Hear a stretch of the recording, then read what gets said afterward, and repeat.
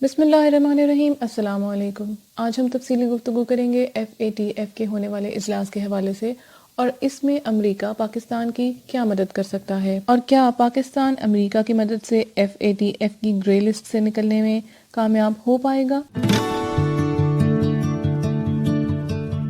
چین میں منگل کو بین الاقوامی تنظیم فائنینشل ایکشن ٹاسک فورس کا اجلاس ہونے جا رہا ہے، جس کی سربراہی چین اور انڈیا مشترکہ طور پر کریں گے۔ اس اجلاس میں پاکستان کی جانب سے منی لانڈرنگ اور دہشت گردی کی مالی معاونت کی روک تھام کے لیے کیے جانے والے اقدامات کا جائزہ لیا جائے گا۔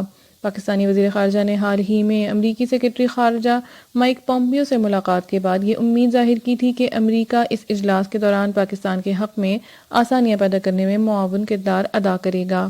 امریکی سیکرٹری خارجہ مائک پومپیو سے اپنی حالیہ ملاقات کو بہت حوصلہ افزا قرار دیتے ہوئے وزیر خارجہ شاہ محمود قریشی نے کہا کہ ان کی توقعات کی بڑی ٹھوس وجوہات بھی ہیں، اور ان کے مطابق پاکستان نے گزشتہ 10 ماہ میں ایسے قابل ذکر اقدامات اٹھائے ہیں جو گزشتہ 10 سال میں بھی ممکن نہیں ہو سکے تھے۔ بین الاقوامی مالیاتی فنڈز کی طرح FATF بھی ایک بین الاقوامی ادارہ ہے جو آزادی سے اپنے فیصلے کرتا ہے۔ ماہرین کے خیال میں امریکی تعاون پاکستان کو اس مشکل سے نکالنے کے لیے کافی نہیں ہوگا۔ ماہرین کی رائے میں امریکہ کا FATF پر ایک محدود اثر تو ہے، لیکن مشکلات سے نکلنے کے لیے پاکستان کو ہر صورت اپنی خامیوں اور کوتاہیوں کا تدارک کرنا ہوگا۔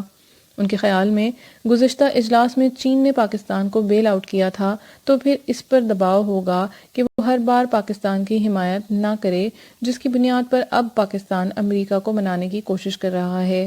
دوسری جانب بعض تجزیہ کاروں کا یہ کہنا ہے کہ امریکہ کا اب بھی FATF سے متعلق پاکستان کے حوالے سے موقف سخت ہے، اور وہ اس وقت تک پاکستان کو اس فہرست سے باہر نکلنے پر آمادہ نہیں ہوگا جب تک پاکستان ایسے اقدامات نہیں اٹھائے گا جن سے پیچھے ہٹنا ممکن نہ ہو۔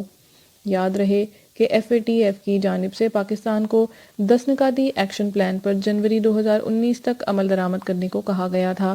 اس 10 نکاتی ایکشن پلان کے مطابق پاکستان کو یہ واضح کرنا تھا کہ وہ منی لانڈرنگ، دہشت گردی کی مالی معاونت اور اداروں کے درمیان ہم آہنگی سے متعلق اقدامات کرنے میں کتنا کامیاب ہوا ہے۔ FATF کے اہداف کے تعاقب میں گزشتہ برس فروری میں حکومت پاکستان نے ایک صدارتی آرڈیننس جاری کیا، جس کے تحت اقوام متحدہ کی جانب سے دہشت گرد قرار دی جانے والی تنظیموں کو پاکستان میں بھی کالعدم قرار دیا گیا ہے۔ FATF کا کہنا ہے کہ وہ اس سلسلے میں پاکستان کی معاونت کرتی رہے گی۔